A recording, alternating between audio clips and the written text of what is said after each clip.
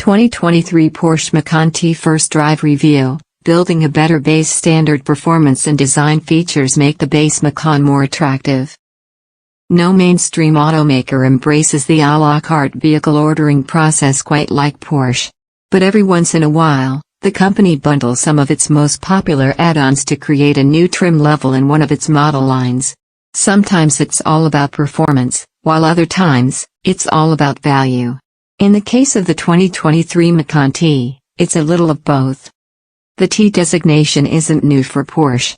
The company currently sells the 718 Boxster T and 718 Cayman T, and previously offered the 911 Carrera T, not to mention T-badged historic models. The 2023 Macan T follows the same formula as those sports cars, pairing a model's base engine offering with design and performance options usually reserved for higher trim levels. When it arrives in the US near the end of this year, the Macan T will slot between the base Macan and the more powerful Macan S.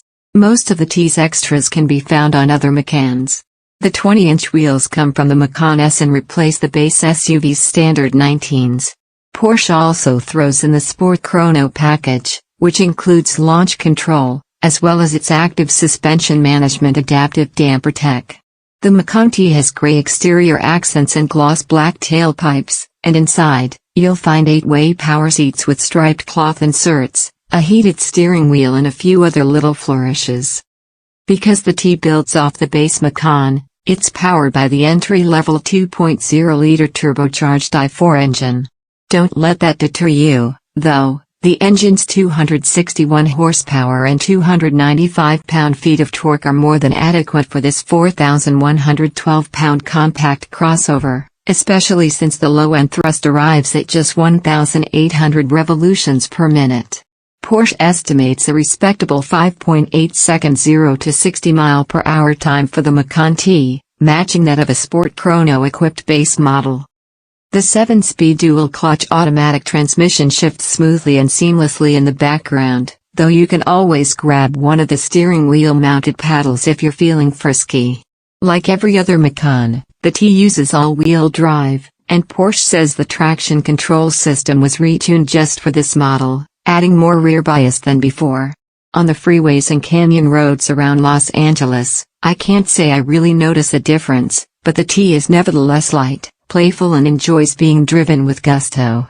My test model has the optional air suspension as well as Porsche's torque vectoring system. The former can automatically lower itself at higher speeds to reduce aerodynamic drag, and the air chambers combined with the adaptive dampers result in a seriously smooth ride. None of that comes at the expense of cornering sloppiness, however. The Macan T hunkers down in bends and genuinely drives with the sort of poise you'd expect from a Porsche. Torque vectoring shuffles power from side to side as needed, allowing the wheel with the most grip to best make use of the available oomph. The Macan's standard steel brakes are perfectly fine, but if for some reason you need/want more stopping power, you can order a T with Porsche's surface-coated brake setup.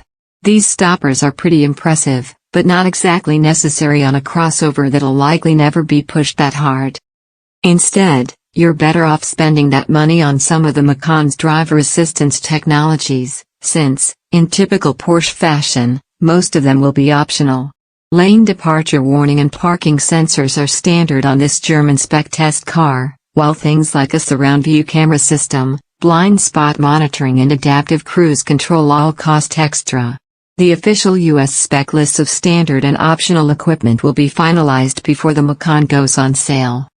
The cabin tech carries over unchanged from other Macans, so you'll get Porsche's slightly older multimedia software displayed on a 10.9.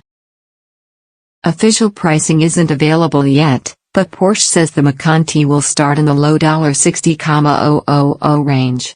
That puts it only a few $1,000s shy of the more powerful Macan S. And while I love all of the T's additions, it's hard to ignore the call of a 375 horsepower twin-turbo V6.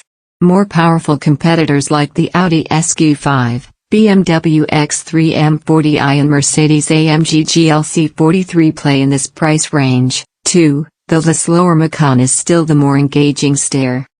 But hey, if you don't need the go to back up a show, the stylish Macan T is a great choice.